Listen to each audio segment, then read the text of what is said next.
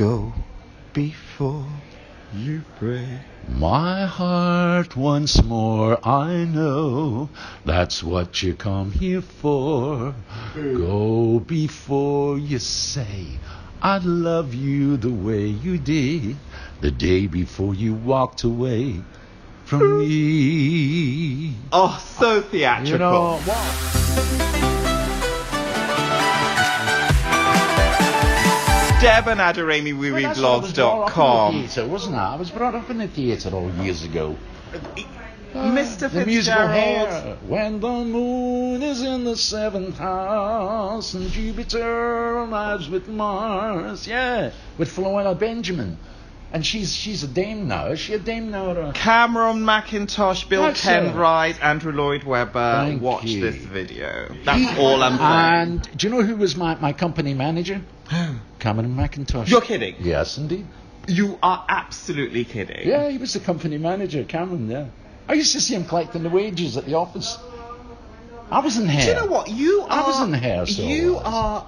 With Peter so- Straker. You remember Peter Straker? Yes, oh, of my big course. hero. He's my friend, my best friend in the He's world. my neighbour.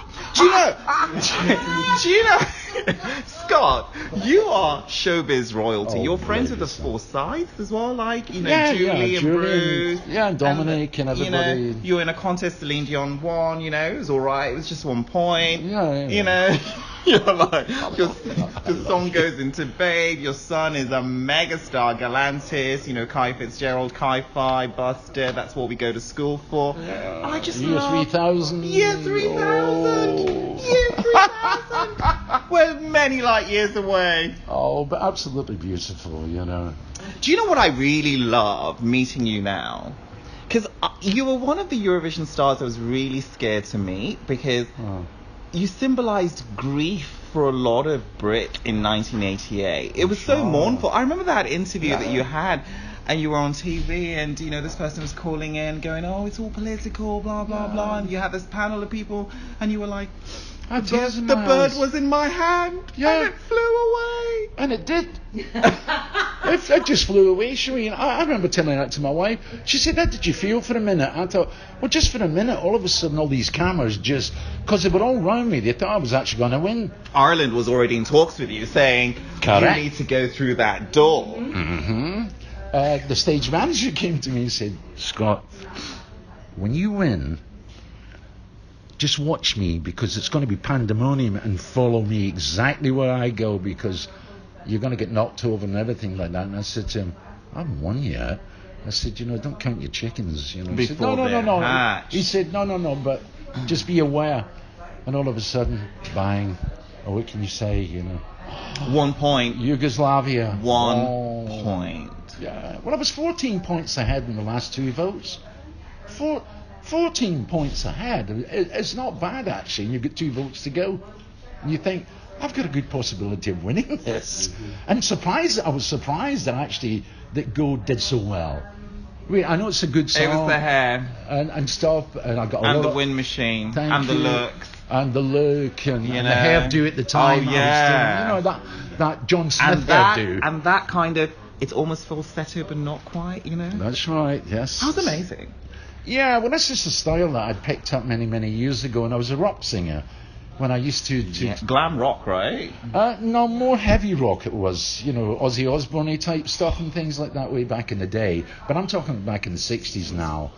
And then I used to work in the Cavern where the Beatles worked. I used to do all these shows there.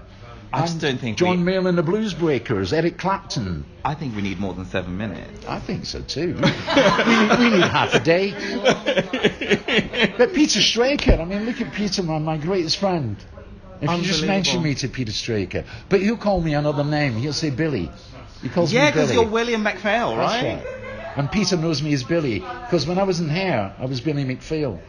And, of course, then I was christened Scott Fitzgerald, way back. How did Scott Fitzgerald... Because Shireen, your wife, and your children have taken the Fitzgerald That's right. Did you force them into that? No. I think it just comes into it. It means you've got to explain all the time. You know, and everybody called me Fitzgerald all the time, Scott Fitzgerald all the time. So whenever I worked and so if I say, oh no, Willie McPhail, they go, well, who's that? You know, it got too confusing.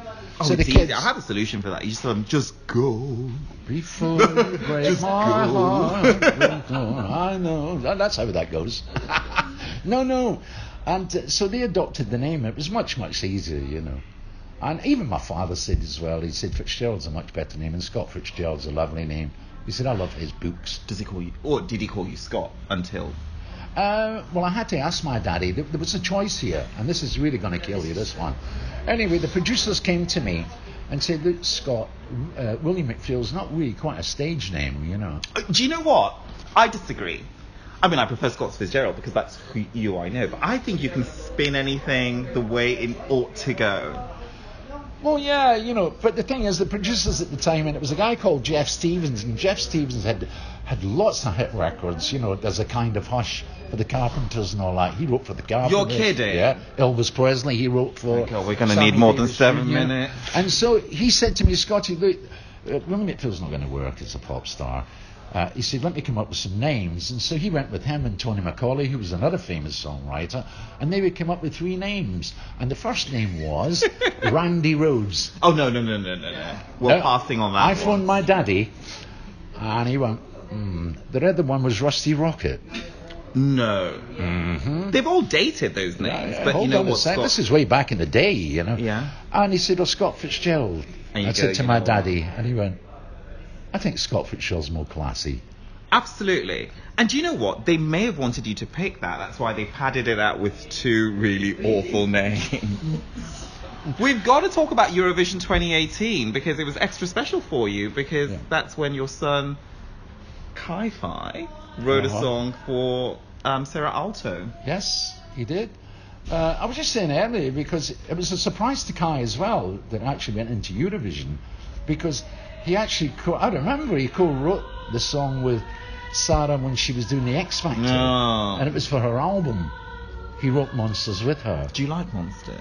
I think it's a good pop song.